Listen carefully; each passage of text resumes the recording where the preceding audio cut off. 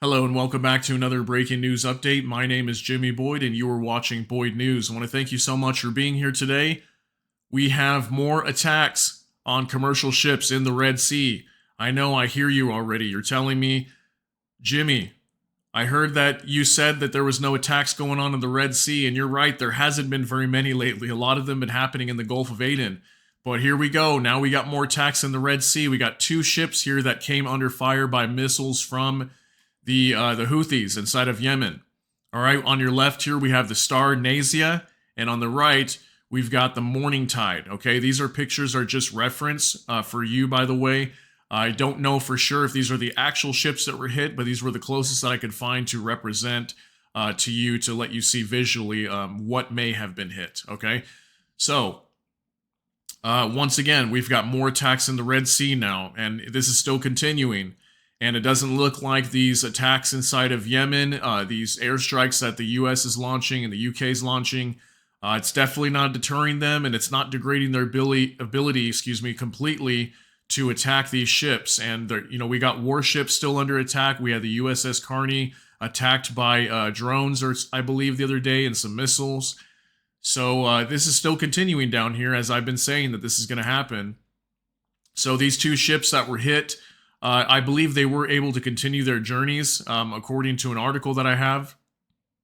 And there were no injuries or anything like that, but these ships were both struck by missiles.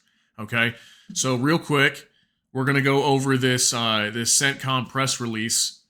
Okay, this is a little bit separate from these attacks on these ships, but I just want to update you. This happened in the last 24 hours. CENTCOM launched self-defense strikes.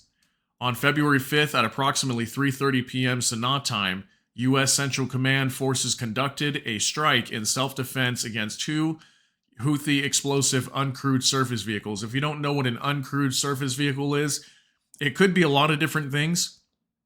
But mainly right now what we're seeing is like these could be naval drones. It's an unmanned drone that's remotely controlled. It's kind of like a boat. It's a boat with explosives attached to it. And many countries are starting to use these. Ukraine was using a lot of these. Supposedly, they just took out a warship recently. I don't know if Russia has confirmed that yet, but supposedly they knocked out a warship. So, yeah, countries are starting to use these a lot, and they're just little boats that are remotely controlled that they go and ram it into a ship and try to blow it up. So that's what a USV is.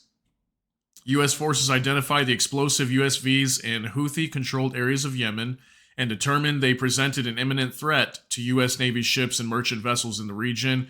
These actions will protect freedom of navigation and make international waters safer and more secure for U.S. Navy vessels and merchant vessels. So, once again, this is actually, the second or third time over the last week that I've seen a CENTCOM press release talking about these explosive USVs. So it looks like the Houthis are starting to change up their tactics, and they're starting to use drones now. Naval drones or some sort of ground vehicles with explosives attached to them to try to take out ships. Pretty nuts, right? All right, so we're going to be getting into an article now that's going to be discussing these attacks on these ships. All right, so again, both of these were hit by missiles, and I'm assuming they were able to continue and go through their journey to wherever it is that their destination is. So let's get into this article here. This actually just got updated. I think this article came out yesterday, but they just updated it a couple hours ago today on February 6, 2024. So Houthis say they fired at two ships in the Red Sea, damaging both. All right, so they say they struck two more vessels in the Red Sea. No injuries were reported. Greece confirms damage to the Star Nasia. This is Greek-owned, okay? Star Nasia, UK-owned, Morning Tide hit by UAV, now continuing its journey. And I thought that now that we see another UK commercial vessel, this is like the second, maybe third one that's been hit. We might see another coalition-led strike here with the US and UK bombing Yemen again. I think we're up to our second coalition strike, maybe third. So we're probably going to be seeing another one pretty soon now that another UK-owned ship got hit. All right, and Red Sea attacks have disrupted global shipping. Yep, very obvious that's been going on. All right, so Yemen's Iran-aligned Houthis said on Tuesday they had fired missiles at 2 vessels in the Red Sea, causing damage to the ships. The Houthis have been targeting commercial vessels with drones and missiles in the Red Sea since mid-November in what they describe as acts of solidarity with Palestinians against Israel in the Gaza war. The group's military spokesman said it had fired naval missiles at the Star Nasia and Morningtide, identifying the Marshall Islands and Barbados flagged ships respectively as American and British. The Greek-owned Star Nasia, managed by Star Bulk Carrier, was damaged by an explosion at 11:15, GMT, a Greek shipping ministry official said, adding that its crew were not injured. It is unclear whether the explosion was caused by a sea mine or a rocket. Okay, so they're not sure whether this ship was hit by a sea mine or a rocket. Separately, the United Kingdom Maritime Trade Operations Agency and British maritime security firm Ombre reported an explosion near a merchant vessel off Yemen's port of Aden on Tuesday. Okay, so I'm assuming this was probably the attack on this Greek-owned ship, Star Nasia, is probably what they're talking about here. So there apparently was this attack here in Yemen, and then there was another attack, or not Yemen, I'm sorry, off the coast of Aden, right? And then this other attack, I think on the other ship, the Morningtime, I think that one got attacked off the port of Hodeidah is what I was hearing. So that's more like in the Red Sea area. This one's more closer to the Gulf of Aden. Ombre said the southbound Greek-owned bulk carrier had been targeted while heading through the Maritime Security Transit Corridor about 53 nautical miles southwest of Aden, en route from the U.S. to India. Maritime monitoring service TankerTrackers.com said the vessel was carrying U.S. coal to India. Now, the Morningtide, Ombre said the second vessel, a Barbados-flagged general cargo ship owned by a British company, had suffered damage from an unmanned aerial vehicle, so a UAV, while sailing south through the Red Sea. Okay, so again, 2 ships have been hit here, ladies and gentlemen.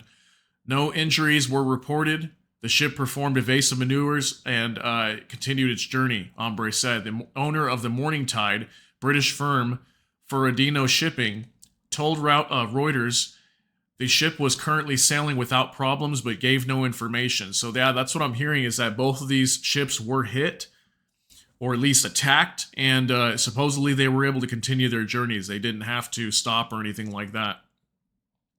LSEG ship tracking data showed the Morningtide was heading south through the Red Sea after navigating the Suez Canal on Friday. Its most recent signal shows it sailing out of the Red Sea through the Bab al-Mandeb Strait. United Kingdom Maritime Trade Operations Agency had reported just after midnight GMT on Tuesday that a projectile had been fired at the port side of a ship located 57 nautical miles west of Hodeidah. So, yeah, just off the port of Hodeidah, and that a small craft was nearby. Projectile passed over the deck and caused slight damage to the bridge windows, but the vessel and crew were safe and proceeded on the planned passage. So again, just imagine that, okay? It says it passed over the deck and caused slight damage to the bridge windows. So I don't know if it was exactly hit, because it says it passed over the deck. So maybe just the sheer power from the engine, or the rocket, that the power that it's generating when it flew over, it probably just blasted out the windows when it was flying over the ship, especially if it was really low. Just imagine the sheer terror that these men, or possibly women, that were going through on this ship when that missile flew over them. Have any of us in the West, anywhere, any civilian, are you used to missiles just flying over your head?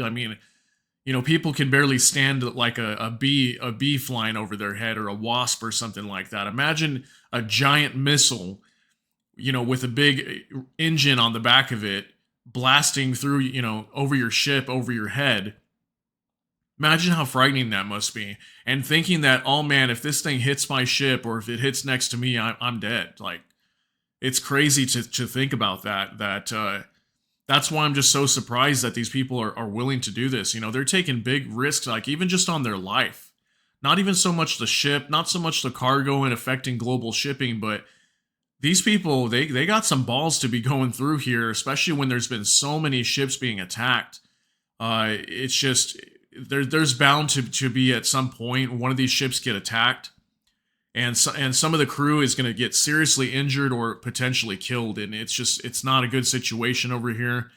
And the Houthis are going to continue their attacks. They're not going to stop. So just like what we're seeing with all the U.S. bases in Iraq and Syria, we're still seeing continuation of attacks down here in Yemen, and they're not stopping, and they're not going to stop. No matter how many times the U.S. and the U.K. launch strikes inside of Yemen, they're going to continue this. Okay, they've got plenty of drones and missiles stored away in areas that can't even be hit when the US and the UK launch their strikes. And they'll just go ahead and bring them out whenever they're ready, once the US and everybody backs off. And they'll just go ahead and launch them again and start attacking again. So as far as I know, there's supposed to be a EU coalition as well, like a naval coalition that's going to be formed. So I'm assuming more countries will probably get involved and come down here and protect the Red Sea. So maybe there's going to be more ships showing up here pretty soon, but they're not there yet. And obviously right now, this naval coalition, the Operation Prosperity Guardian, is not completely protecting all these ships, okay? They just don't have enough resources down here to really protect all these areas, because, the Red Sea and the Gulf of Aden, it's a really massive region, and they just don't have enough ships to cover all these areas. It's impossible for them to do that. So I don't know. Are we going to see this area get shut down at some point? I don't think it will, but if it doesn't get shut down, we're going to continue to see these attacks, and at some point, someone's going to get really hurt by these missiles being launched. So, all right, that's going to be it for this video. That's the latest update I've got here for you on Yemen. So again, we had these two ships that were hit, the Star Nasia and the Morning Tide. Okay, both these came under attack just a few hours ago, within the last 12 to 18 hours, not too long ago.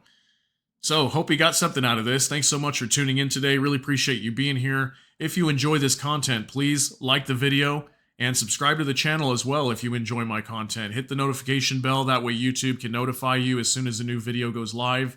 And we do put out several of these a day. So, thanks again so much for being here. I hope you all have a great day. Everybody take care. God bless. And we'll see you later.